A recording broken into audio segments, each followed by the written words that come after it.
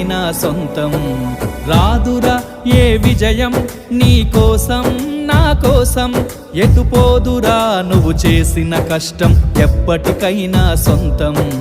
కాలంతో పయనించేవాడికి కానిది ఏముంది, సాధనతోనే సాధ్యమవ్వునని సదాశయంతో సాగర ముందుకు. రాదురా ఏ విజయం నీ కోసం నా కోసం, ఎటుపోదురా నువ్వు చేసిన కష్టం ఎప్పటికైనా సొంతం.